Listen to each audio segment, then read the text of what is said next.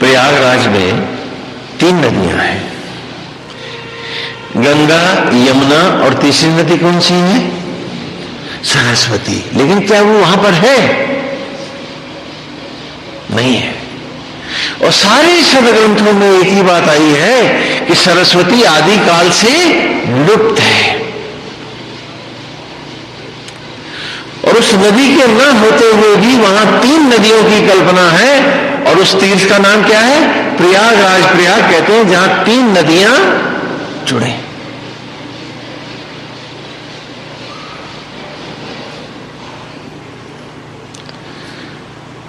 तो इन तीनों नदियों की कल्पना क्या है वहां पर? तो कुंभ की कथा से इस तीर्थ का महत्व है। और ये गंगा भगवान श्री राम के पूर्वजों के द्वारा प्रकट हुई है।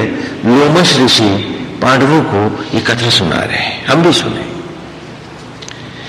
कि देवासुर संग्राम हो रहा था। इसकी विस्तार से कथा हम पहले कर चुके हैं। और देवासुर संग्राम को समाप्त करने के लिए क्षीर सागर मंथन की कल्पना हुई।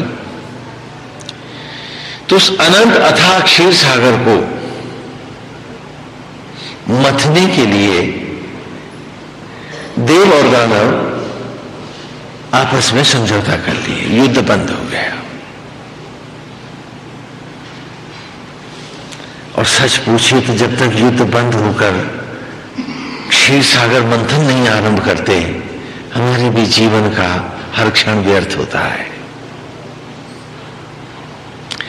ये अच्छा है, ये बुरा है, ये धर्म पूर्वक है, ये अधर्म पूर्वक है। इस युद्ध से निकलो, बाहर निकलो और क्षीर सागर का अपने अंतर का मंथन करो। सत्य क्या है, ईमानदारी क्या है। फलाना ये कह रहा है, उस संप्रदाय में ऐसा कहा गया है, ये क्या है? ये युद्ध है, देवासुर संग्राम है तुम्हारा। जिस दिन मथने पे उतर आओगे, तुम्हारे भी इस शरीर रूपी कुंभ में आत्मा रूपी अमृत लबालब भरा है, पा जाओगे, पी लोगे और अमर हो जाओगे। लेकिन जब तक कुतर्कों के पीछे भागते रहोगे, देवासुर संग्राम में रहोगे, कभी असुर अच्छे लगेंगे तो कभी देवता, और तुम्हारे कुतर्क ही सुर असुर बनकर तुम्हें भ्रमाते रहेंगे। ये अमृत कथा है, ये देवासुर संग्राम है, ये जीवन है हमारा। मंथन चल रहा है। एक ओर देव विचार है और दूसरी ओर दानव विचार है। कभी वो लुभाते हैं तो कभी ये चेताते हैं गलत जा रहे हैं। लोभ भारी होता है तो असुर बन जाते हैं, सद्बुद्धि जागती है तो सुरत्व की ओर भाग आते हैं, और इसी में जीवन का सर्वनाश होता रहता है। लेकिन जब अपने अंतर में मथने के उतर आते हैं, तभी हम सत्य पाते हैं। एक विद्वान, एक यूनिवर्सिटी के छात्र पीएचडी कर रहा था किसी पुराण में विषय को लेकर, तो कहीं गाइड ने कहा होगा कि वहां जंगल में, बहुत पहले की बात है, हाँ, एक स्वामी है, उनके पास चले जाओ, वो भी शायद तुम्हें कुछ गाइडेंस दे सके। तो वहीं पीछे कुटी में हम बैठे हुए थे, अलाव पे अपने, जो धुनी होती है। तो आया, कहला स्वामी जी मैं आपसे कुछ चाहता हूँ। मैं बोलो क्या? कहला मैं इस पुराण में ऐसे ऐसा कर रहा हूँ। तो गाइड ने कहा है, सर ने कहा कि आपसे भी मिल लूँ। हमने कहा बोलो क्या जानना चाहते? कहला उस पुराण में जो ये बात कही गई है, क्या वो सच है? हमने कहा कहाँ कही गई है? कहला उस पुराण के अमुक पर्व में जो बात कही गई है, क्या ये सच है? मैंने कहा तुम्हारे लिए वो सच नहीं है, झूठ है। कहले आप क्या कह रहे हैं? सभी ने कहा है कि वो ठीक है। मैंने कहा जब तक वो उस पुराण में है, वो तेरे लिए सच नहीं हो सकती। हाँ, उस पुराण में जो कहा है उसे जाके पढ़, पी जा और अपने भीतर मत उसे, और जब भीतर से प्रकट हो जाए लगे कि ये सच है, तभी मानना कि वो सच है। और सुन, वो सिर्फ तेरे लिए सच है, वो सिर्फ तेरे लिए सच है। क्योंकि सच बेचा नहीं जाता, सच खरीदा नहीं जाता, सच लिया और दिया नहीं जाता, सच को कोई गिरवी नहीं रख सकता, सच को कोई दान नहीं कर सकता। हर व्यक्ति को अपना सत्य अपने भीतर से मत के लाना होता है।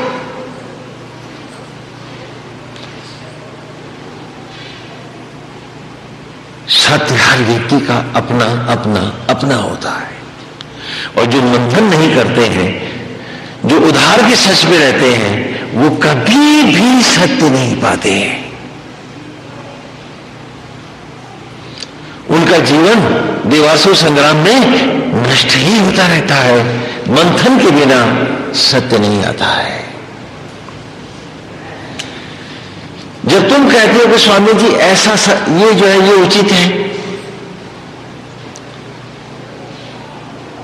फलानी बात सही है, मैं पूछता हूं क्या अगर व्यवहारिक रूप में तेरे साथ हो तो आप भड़क जाते हो? तो हमने कहा फिर उचित कहां है?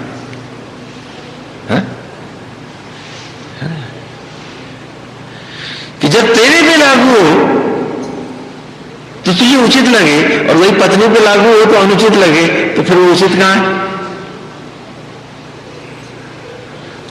क्योंकि तुम्हारा सच मथा हुआ नहीं है, कपट पूर्वक लाया गया है दूसरे से उधार मांग के, तो वो सत्य नहीं हो सकता। तो कहा बेटा जब तक पुराण में है, पुराण के लिए सच हो सकता है, सारे संसार के लिए सच हो सकता है, तेरे लिए सच नहीं है। जा पढ़ और उसे मत, और अपने व्यवहार में देख क्या ये सही उतरता है तो सच है तेरे लिए। और इसे आगे किसी को देना मत, क्योंकि उसको भी अपना सच स्वयं खोजना होगा उसी पुराण में जाकर। ये कोई दुकान के सौदे नहीं है कि पैसा दिया और ले लिया। और जो मंथन नहीं करते हैं, जो आत्म मंथन नहीं करते, जो आत्मचिंतन नहीं करते, जो इसमें डूब के नहीं जीते हैं, वो जीवन पर्यंत कुछ नहीं पाते हैं। और उनके कुतर्क उन्हें दीवारों पर ही ले जाते हैं, धर्मशास्त्री की तरह।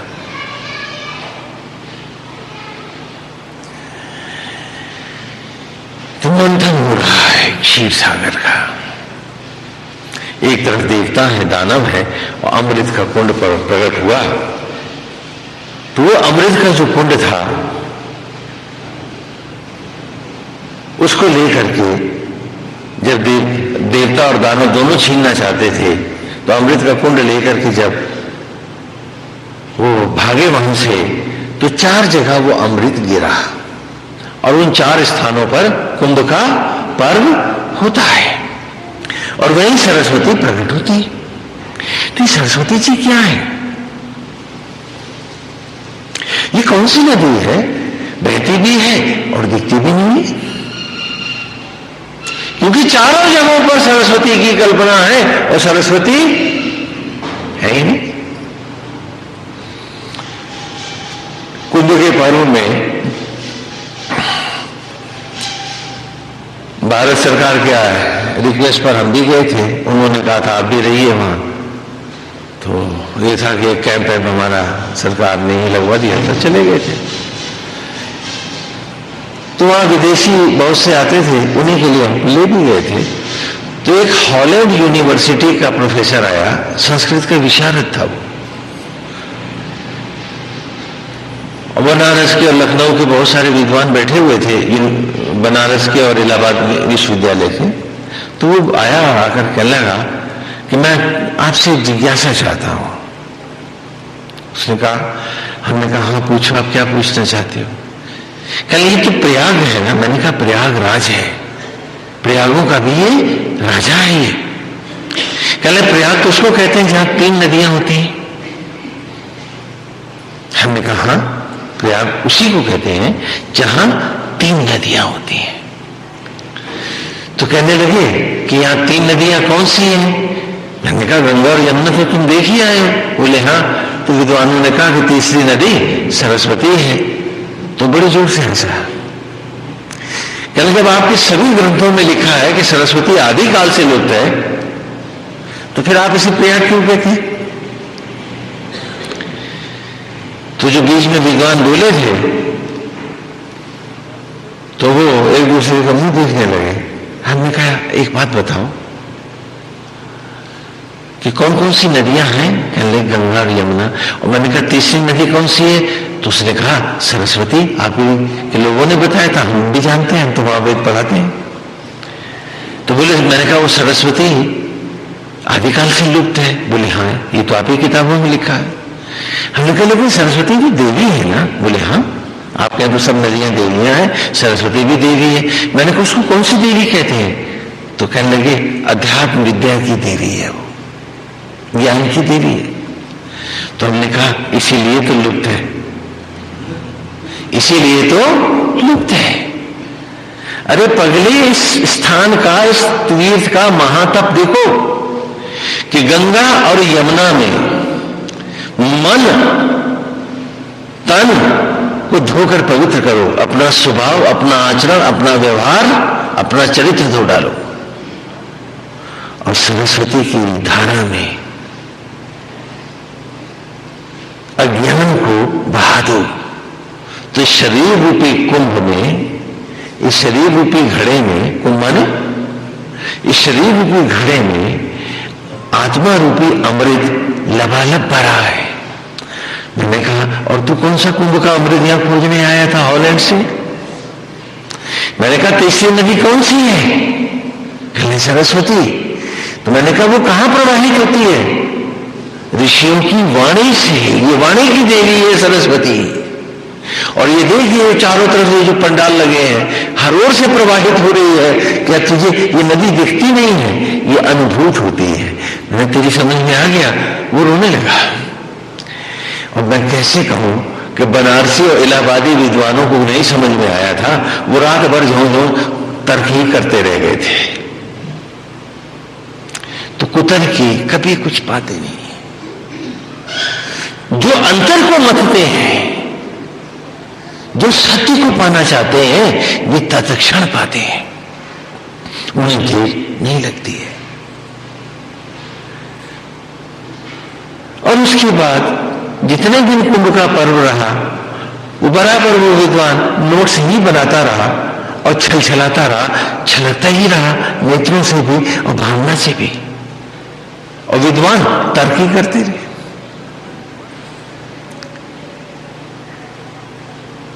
तो तर्क देवासुर संग्राम है। जब तक क्षीर सागर मंथन नहीं होता, देवता देव और असुर विचारों में हम जूझते रहते हैं, जीवन बर्बाद होता रहता है, अमृत नहीं मिलता है। इसलिए कहते हैं कि कुतर्कों से ईश्वर नहीं पाए जाते, उन्हें अपने भीतर मत कर ईमानदारी से प्रकट करना होता है। तो तीसरी नदी सरस्वती है। हाँ, और ये कुंभ का महापर्व है। हम सब अपने अपने अंतर को मरते हैं। देखो ना, इसी अमृत को पिया था किसने? राहु नामक दैत्य ने देवताओं के साथ। और जब विष्णु ने उसका गला काटा तो उसके सर अलग और धड़, लेकिन दोनों अमर थे। तो एक बना केतु और दूसरा बना राहु। एक चंद्रमा पर ग्रहण मारता है और दूसरा सूर्य को ग्रहण है। चंद्रमा कहते हैं मन को। हाँ, चंद्रमा मनसु जायता। चंद्रमा ही तो मन का जनक है। और जब जब इस पे राहु के ग्रहण पड़ते हैं, ये कुतर्कों को ही सुतर्क मानता है। यही निवात कवच असुर है। तब इसे झूठ ही प्यारा लगता है, झूठ ही अमृत लगती है। भले वो सारे जीवन को खा जाए और मुझे 25 योनियों में भेज दे, लेकिन वो छूट ही मुझे अमृत लगती है। और मुझे हर गलत मेरी धारणा सही नजर आती है। और आत्मा कहते हैं सूरज को। सूरज पर दंभ का, केतु का ग्रहण है। मैं करता हूं, मेरा घर है, मैंने किया है, मैं ये करके दिखाऊंगा। और जीवन देवासुर संग्राम बन जाता है। सूरज भी है, चांद भी है, जिंदगी का हर लम्हा अंधेरा अंधेरा है। दूर दूर तक रोशनी का पता नहीं है। अंधेरे में लगता है कि मैंने दुश्मन का गला पकड़ा है, थोड़ी सी झलक आती है तो अपने ही गले को छील बैठा हूं अपने ही पंजों से, और फिर घाव भरने में वक्त लगता है, उम्र बीतती जाती है। यही हमारी जिंदगी है, ये हमारे जीवन का सच है।